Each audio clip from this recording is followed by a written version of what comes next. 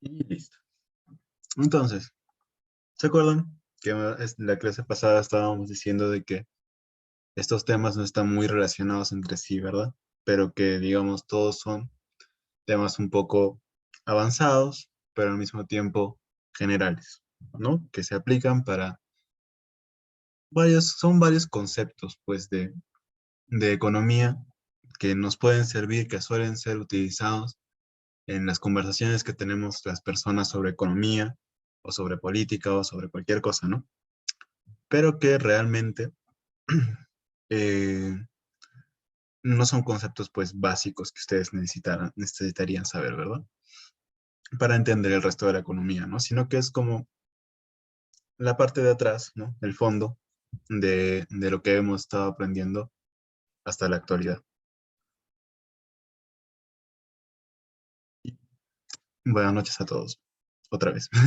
Entonces, ahora vamos a ver el tema de desarrollo económico y subdesarrollo, ¿no? Una, unas palabras que solemos escuchar mucho en las noticias, en discursos políticos, en, incluso nosotros mismos las utilizamos, ¿no? Incluso en memes como en forma de burla, ¿no? Que sáquenme de Latinoamérica, estoy cansado del subdesarrollo, o qué graciosa la gente subdesarrollada, ¿no? Bueno, cosas así se escuchan, se dicen. Y es normal, ¿no? Porque vivimos en un país subdesarrollado. Pero, ¿qué significa esto? ¿No? ¿Qué significa ser un país desarrollado, un país subdesarrollado? Entonces, ¿qué es desarrollo, no? Digamos, un poco para comenzar desde el principio. Eh, Existen muchas definiciones de desarrollo. Digamos, para cada corriente de pensamiento, ¿se acuerdan hace dos clases que vimos las diferentes corrientes de pensamiento? Digamos, cada una va a tener su propia idea de lo que es desarrollo económico, ¿no? Entonces, el siglo pasado existió una perspectiva económica que se llamaba la perspectiva desarrollista, ¿ok? Esta perspectiva fue aplicada por la mayoría de gobiernos de izquierda o socialistas de ese momento. De hecho, si ustedes recuerdan, eh, el gobierno de izquierda que tuvimos el siglo pasado, el primero, fue el gobierno pues de Juan Velasco Alvarado, ¿no? Este señor militar que dio un golpe de Estado, que hizo la reforma agraria, que hizo la reforma educativa, e hizo muchos cambios, ¿no? En la estructura de la economía de nuestro país y que pues también trajo muchas crisis. Pero estas reformas estuvieron inspiradas en esta perspectiva llamada desarrollista, ¿ok? ¿Qué quiere decir desarrollismo? El desarrollismo es una teoría económica latinoamericana que dice que Latinoamérica ya no debe exportar materias primas como fuente de su desarrollo económico, sino que el verdadero desarrollo económico está en la industrialización, ¿ok? ¿Y cómo debe lograr Latinoamérica la industrialización? A través de la sustitución de las importaciones. O sea que debe elegir de manera distinta lo que importa, ¿no? Debe preferir importar bienes de capital, como por ejemplo maquinarias, ¿no? Más que bienes de consumo, ¿no? Que son bienes ya terminados, manufacturados en otros países, ¿no? Digamos, para que Latinoamérica pueda convertirse, pues, en una potencia como se convirtió Estados Unidos gracias a su industria, o el resto de Europa, o China actualmente, ¿no? Digamos, esta teoría desarrollista nos dice que el verdadero desarrollo está en tener una industria fuerte, ¿ok? Hay otra perspectiva sobre el desarrollo que es la que más se utiliza actualmente, no tanto esta perspectiva desarrollista, sino la otra, que es una perspectiva más liberal, aunque en realidad no solo es liberal, sino que también va a englobar a otras formas, a otras ideas, ¿no? Como digamos un discurso socialdemócrata también podrías tener esta misma visión del desarrollo, ¿no? Entonces, esta visión del desarrollo vendría a ser que el desarrollo es que un país puede crear riqueza, pero no solo puede crear riqueza, sino que esa riqueza se va a reflejar en la calidad de vida de todas las personas dentro de ese país. ¿Ok? No solo es crear riqueza, sino es que se vea reflejada la calidad de vida. Por eso es que, digamos, en este momento decimos que China, a pesar de que es la segunda economía más grande del mundo, sigue siendo una economía en desarrollo o subdesarrollada, porque la gran parte de su población sigue estando en la pobreza, sigue estando viviendo en los campos, alejada pues de las ciudades y de los grandes avances tecnológicos que ocurren más que todo en las metrópolis del sur y el norte de la costa de China, ¿no? Como puede ser Cantón o Pekín, ¿no? Como algunas de las ciudades grandes que China suele mostrar pues como evidencia de su desarrollo o de ser una potencia, ¿no? Entonces, ya que tenemos más o menos en claro qué es el desarrollo, vamos a ver cómo se mide el desarrollo, cómo la economía va a decirnos si un país es desarrollado o no es desarrollado, dependiendo de ciertas variables que va a poder medir a través de indicadores que ya hemos visto quizá, o que no hemos visto, pero que podrían ver, digamos, en otros cursos futuros o que ya quizás ya han visto o van a ver. ¿Ok? El primero es que el desarrollo es el crecimiento económico. ¿Ok? Hasta ahora no hemos hablado de crecimiento económico, pero hay quien dice de que mientras más PBI tengamos, más desarrollado es nuestro país, ¿no? Digamos, esta visión del desarrollo vendría a decirnos que, digamos, China es un país desarrollado, ¿no? Hay también quien dice que que el desarrollo es el crecimiento del PBI, pero no del PBI nominal o del PBI real, sino del PBI per cápita, ¿no? Este PBI que se divide, pues, por cada habitante, ¿no? Entonces nos dice que mientras más crezca ese PBI per cápita, mayor va a ser el desarrollo de un país, ¿no? Y así pues tendríamos de que el país más desarrollado quizás sería Dinamarca, ¿no? Como creo que se los había dicho en esa clase en la que hablamos sobre el PBI, ¿no? El PBI per cápita. Eh, en segundo lugar, tenemos esta visión de que el desarrollo en realidad es el mejoramiento de las condiciones materiales de la sociedad, ¿no? Algo así como lo que tiene más que ver con esa visión que habíamos dicho que es liberal de desarrollo, ¿no? Entonces, ¿qué variables va a medir esta perspectiva? Primero, que exista calidad de vida en este país, ¿ok? Que exista una buena calidad de vida eh, generalizada para todos sus habitantes. En segundo lugar, que exista una igual distribución de la riqueza, es decir, de que las personas más ricas no sean, digamos, groseramente más ricas que las personas más pobres, ¿no?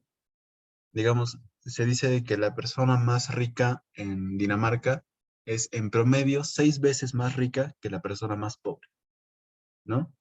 En cambio, digamos, este número se multiplica por 5, es decir, que es 30 veces más rico una persona en Bolivia, ¿no? Una persona rica en Bolivia es 30 veces más rica que una persona pobre en Bolivia, ¿no? Entonces, vemos que esta desigualdad aumenta dependiendo de si es un país desarrollado o subdesarrollado, ¿no? Y por último, tenemos que el crecimiento económico es sostenible, o sea que respeta el medio ambiente, respeta a la sociedad, ¿no? O sea, permite este crecimiento económico que también pueda existir pues crecimiento en el futuro, ¿no? Que no se acaben los recursos para las siguientes generaciones, ¿no? Esto llamado el desarrollo sostenible o crecimiento sostenible. Un poco estos términos se usan de manera intercambiable a veces, como lo dije al principio, pero yo quiero que se queden con la idea de que en realidad no, ¿no? Sino que eh, podríamos decir que existe desarrollo sin crecimiento y que también existe crecimiento sin desarrollo, ¿no? O sea, digamos, eh, en nuestro país ha existido por los últimos 20 años un crecimiento económico muy grande, pero eso no se ha visto reflejado, digamos, en el desarrollo de ciertas instituciones dentro de nuestro país, como sería la educación pública o la salud pública, ¿no? Que vemos que sobre todo la última nos está fallando en la actualidad, ¿no? Y sobre todo al principio de la pandemia, ¿no? En el momento en el que nos agarró completamente desprevenidos esta enfermedad, ¿no? Bueno, continuamos. Eh, Ahora vamos a ver los modelos de desarrollo, ¿ok? Como veníamos diciendo al principio, esta idea del desarrollismo que quiere que los países latinoamericanos se industrialicen, propone dos modelos de desarrollo que se supone han adoptado diferentes países del mundo, ¿ok? Para el desarrollismo, Latinoamérica ha adoptado el modelo de desarrollo hacia afuera, es decir, que el desarrollo que nosotros podríamos producir lo exportamos a otros lados. Y esto se basa pues en que Latinoamérica, en vez de usar sus materias primas para transformarlas en productos terminados, o sea, en bienes de consumo, se las va a vender a otros países y esos países los van a transformar para luego volvérselos a vender a América Latina, ¿no? Entonces nos dice que Latinoamérica tiene este modelo de desarrollo hacia afuera, mientras que los países desarrollados tienen un modelo de desarrollo hacia adentro, porque ellos utilizan las materias primas que otros países explotan y ellos mismos pues las transforman en bienes de consumo gracias a su tecnología, ¿no? Nos dice pues que Latinoamérica podría lograr este desarrollo hacia adentro mediante la sustitución de importaciones y la industrialización de su economía, ¿ok? Existe todavía este discurso desarrollista porque este discurso pues de el siglo pasado, ¿no? Digamos, de los años 70. De hecho, este discurso fue muy golpeado en ese tiempo, ¿no? Porque la mayoría de los regímenes que lo proponían al final terminaron eh, con golpes de Estado por parte de los militares, no por este plan Cóndor que ustedes quizá ya hayan conocido, ¿no? De los dictadores militares financiados por la CIA, ¿no? Que por lo que nuestro expresidente Morales Bermúdez fue, si no me equivoco, condenado, si es que no investigado, eh, en Europa, ¿no? Entonces este modelo de desarrollo hacia adentro, digamos, fracasó en Latinoamérica, ¿no? Y continuamos con este modelo de desarrollo hacia afuera. Y ustedes pues lo ven en, en el énfasis que se pone a la minería, y no solo a la minería, sino que también a la agricultura, ¿no? Que son pues eh, dos actividades económicas que favorecen la exportación de materias primas, ¿no?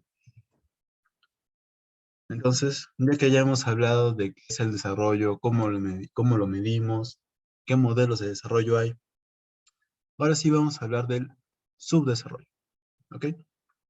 Hasta este momento, ¿tienen alguna pregunta, ¿no? Antes de pasar ya a esta segunda parte que hablamos de subdesarrollo.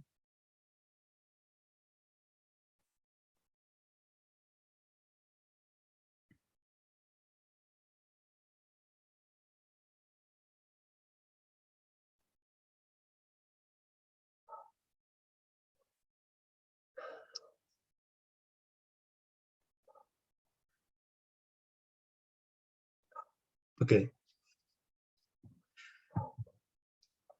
ok, bueno, si me dicen que no hay preguntas, entonces no hay preguntas. Ustedes también pueden, saben, eso siempre lo digo en todas las clases, pero pueden dejar sus preguntas en el chat y yo las voy a leer después, ¿no? Siempre al final de la clase. Así que, bueno, continuemos, ¿no? Con el subdesarrollo. Eh, ¿Qué es el subdesarrollo? Para los desarrollistas, ¿no? El subdesarrollo vendría a ser que un país no tiene capacidad productiva propia, ¿no? Que no puede convertir su crecimiento en desarrollo, ¿no? Que no puede aprovechar sus capacidades económicas al máximo, ¿no? Digamos, las capacidades económicas de Latinoamérica en general son sus materias primas. Entonces, Latinoamérica, según esta visión, es subdesarrollada porque no puede aprovechar esas capacidades productivas. ¿Ok? Entonces, ¿cómo se va a manifestar ese subdesarrollo en cada uno de nuestros países? Primero, que va a haber un bajo ingreso per cápita. ¿Cómo sabemos que es bajo? Pues sabemos que es más bajo que el promedio mundial, ¿no? Digamos, si ustedes compararan lo que pueden comprar con, con un dólar aquí los americanos, ¿no? A diferencia de lo que ellos pueden comprar con un dólar en su país, se darían de cuenta de que ellos pueden comprar muchas más cosas, ¿no? Eso es porque el ingreso per cápita aquí es mucho más bajo y eso también causa que los precios de las cosas también sean más bajos, ¿no? Por esta ley de la oferta y la demanda, ¿no? No podrías vender algo demasiado caro porque la gente que no gana tanto no podría comprarlo, ¿verdad? Por otro lado, que en estos países suele haber una alta tasa de natalidad, ¿no? Precisamente porque no existe un sistema de planificación familiar sólido, ¿no? Digamos, no existen políticas por parte del gobierno que ayuden a que haya educación sexual en los colegios, que pues las personas en general no tienen esta noción de protegerse, ¿no? Y sobre todo porque también existe una visión distinta de manera cultural de lo que es tener hijos, ¿no? Digamos, en Europa es muy difícil que los jóvenes planeen tener una familia hasta quizá entrados sus 30 años, ¿no?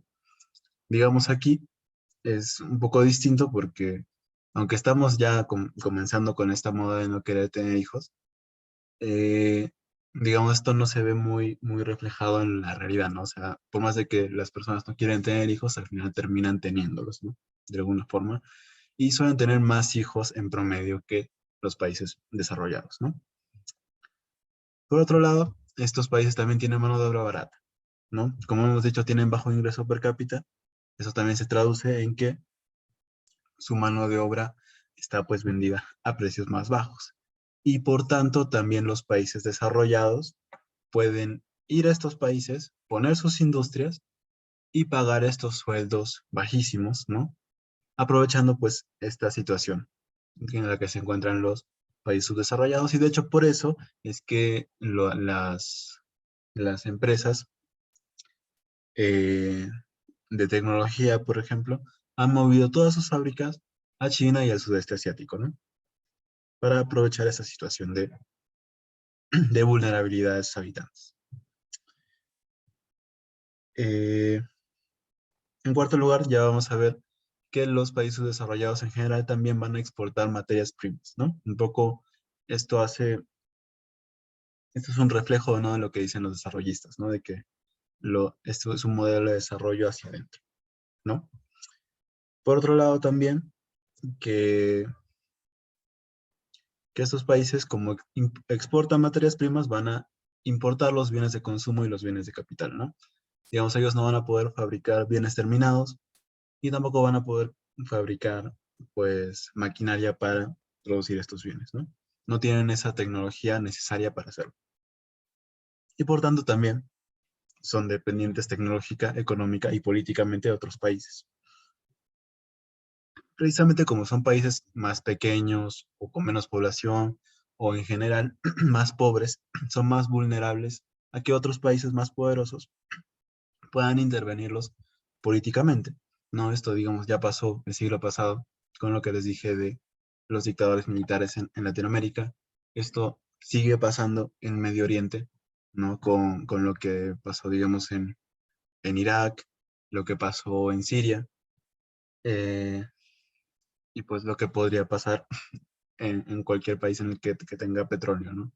O digamos, esta política de Estados Unidos quizá ya se está acabando, ojalá, pero bueno, digamos, existe esta dependencia en todos los aspectos Y por eso es que también nuestros países no son capaces de escoger su propio camino, ¿no? Digamos, ustedes pueden ver de que muchos esto ya quizás un poco, como se dice, coyuntura, ¿no? Pero digamos, este gobierno no se ha alejado mucho de lo que hicieron los anteriores gobiernos, ¿no? Y esto es precisamente por la dependencia política que tiene nuestro país a los intereses extranjeros. Es muy difícil que el sistema de nuestro país vaya a cambiar precisamente por eso, ¿no? Porque somos un país subdesarrollado. Y por último lugar, ya para que son demasiadas características, eh, los países subdesarrollados en general tienen un nivel más alto de desempleo que los desarrollados y también un nivel más alto de subempleo. ¿Qué es subempleo? Pues son trabajos o bien trabajos tercerizados, ¿no? Digamos, tú trabajas formalmente para una empresa que le está vendiendo tu fuerza de trabajo a otra empresa, ¿no? Eh, Aunque en la realidad, o sea, de hecho, estás trabajando para la empresa en la que, en la que trabajas, pero no la empresa que te paga, ¿no? Es un poco raro, es como que, digamos, una universidad contrate a una empresa de limpieza para que mande a sus trabajadores a que limpien esa universidad, ¿no? Mientras que la universidad no contrata directamente a sus trabajadores, a pesar de que ellos, pues, realmente están trabajando para la universidad, ¿no? Eh, También su empleo es cuando hay personas que trabajan en el sector informal, ¿no? No tienen contratos laborales, no tienen ningún tipo de seguridad jurídica por eso, y los pueden echar de su trabajo en cualquier momento, y también pues no gozan de ningún derecho laboral como el sueldo mínimo o las prestaciones de seguros, ¿no? Entonces, eso también es subempleo y es algo muy común en nuestro país, ¿no? Digamos, el 80% de la población económicamente activa en nuestro país está subempleada, ¿no? Entonces, un poco es un dato a tomar en cuenta, ¿no?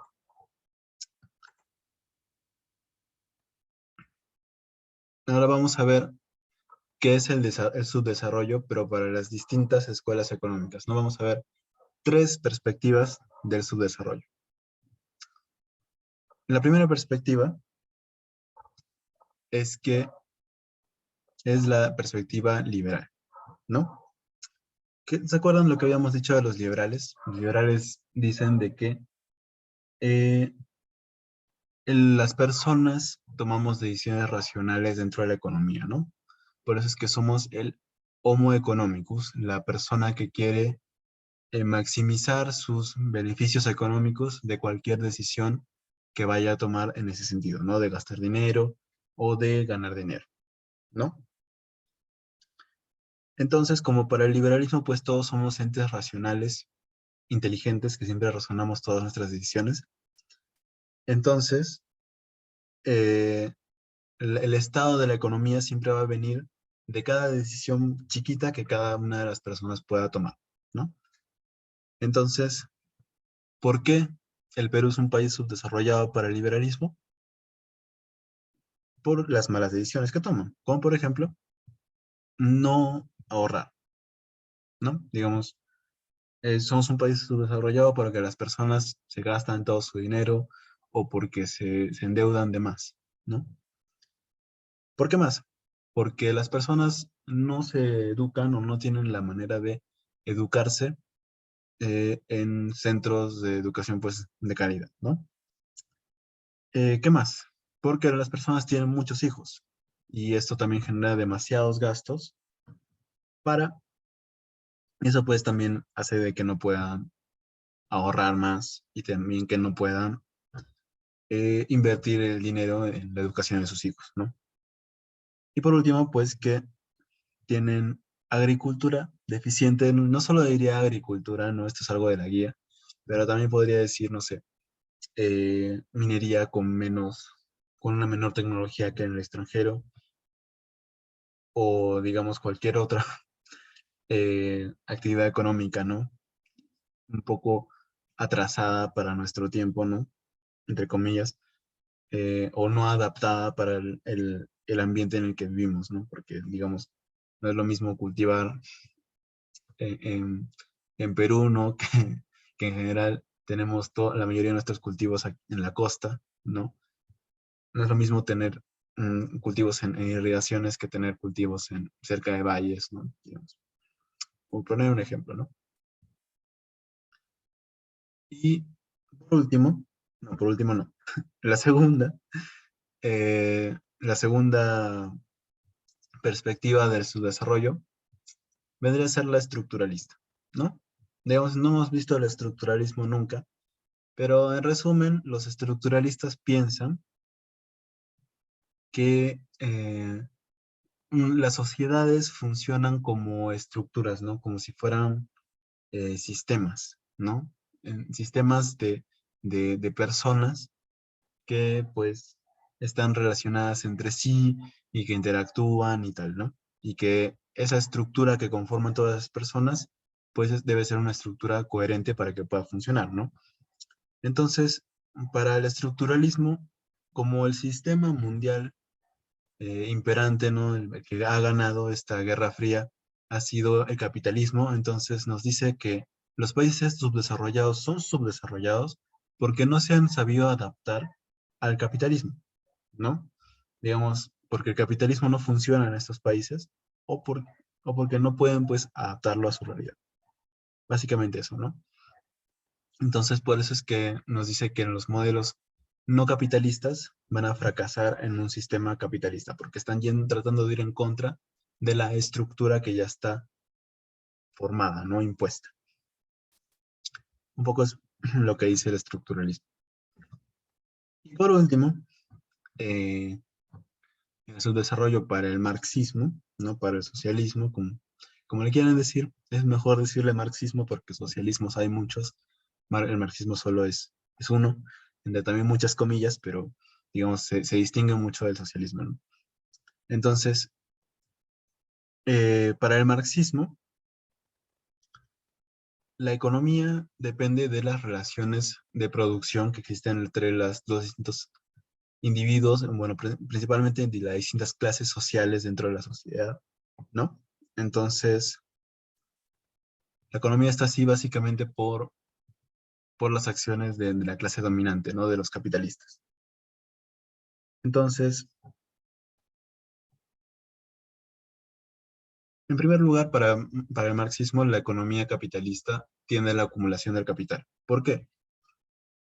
Porque la burguesía, o sea, la clase dominante, los dueños de las fábricas, de los campos, bueno, de todas las cosas, de los bienes de capital, como hemos dicho antes, por eso se llaman capitalistas, eh, ellos eh, tienden mucho a acumular la riqueza, ¿no? Y utilizar esa riqueza para comprar a otras empresas, ¿no? Digamos, ustedes lo pueden ver en la industria del entretenimiento mucho, ¿no? Digamos, como Disney se ha comprado muchos estudios de animación, muchos estudios pues, de películas, ¿no? Y que se ha convertido en un gigante del entretenimiento, ¿no? Básicamente, para Marx, el capitalismo tiende a eso, ¿no? A hacer grupos cada vez más chiquitos de, de productores, ¿no? Entonces, como estos productores pues se hacen cada vez menos, esos productores pues van a tender a acumular cada vez más capital, incluso capitales que ya no sean de su país, sino de otros países, ¿no? Entonces, digamos, para Marx es que como las empresas dentro de un país son de otro país, o sea, son tienen propietarios en otros países y se llevan pues el desarrollo de ese país a otro lado, es por eso que existe su desarrollo para Marx, ¿no? Digamos, esa es la explicación marxista. Entonces, con esto ya terminaríamos la explicación de día, así que si tienen alguna pregunta, pues estoy abierto a escuchar.